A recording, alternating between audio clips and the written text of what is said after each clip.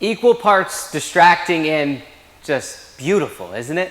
It's a 65 Shelby GT 350 Mustang. We're inside Big Dog Detailing. They detail rare cars like this. We're going to meet Wayne Woodman now. Wayne, you're known for doing work on cars such as this. Yes. Well, we're talking about a piece of American aviation history is why we're talking to you today. You had a hand in detailing and restoring. It was a 1955 YF-102A. It's a interceptor jet. It was the first of its kind. There was only ever 4 of them built, a test piece for the U.S. Air Force. They were testing modern weapons at the time. They were testing the speed of sound, and it was the first aircraft to ever break the speed of sound. Their thing was that they wanted to come in, drop their bombs, and get out before anybody even knew they were there, and it was the first aircraft to ever do it. I mean, as you're looking at pictures of it, it looks like a needle. It's very capable of doing that. Oh yeah, it was pretty cool to be in that situation, to be able to put your hands on a piece of American history and to see what it was and what we got it back to was just phenomenal. How does a guy who can do such fine work on cars get involved in a piece of American aviation history? You're working on a jet just like that. In this industry, it's a lot of networking and meeting the right people. So we actually met a detailer that was actually on a TV show, stayed in contact. Back in February, he reached out to me and said, hey, I have an opportunity of a lifetime, and boy was it.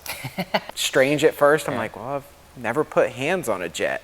But not many of us have. You know what? I'm in. I'm ready to do it. Let's do it, because that's what sets us apart, is jumping on those opportunities of being able to do things that other people haven't.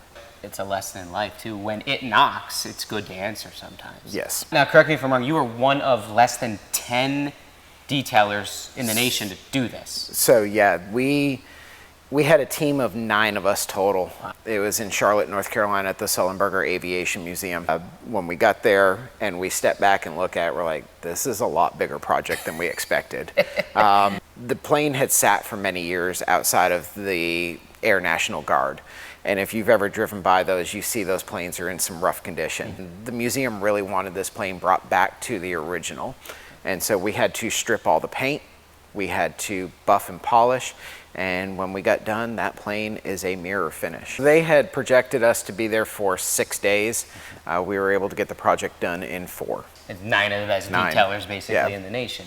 One of them right here from Chattanooga. Now that piece of American history preserved forever. Right. That aircraft is actually on loan from the U.S. Air Force. Yeah. And like I said, there was only 4 of them ever made. Right. This is the only one that's left.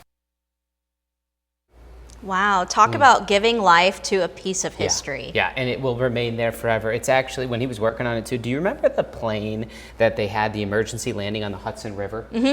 He was standing right next to that plane in the hangar while he was working on that one. So yeah, he's got all sorts of stories. But in the meantime, he is currently back home doing car detailing. He's one of the best around to do. That's all these certifications. Big Dog Detail TN.com. We'll have that online. Keep that in mind. Well.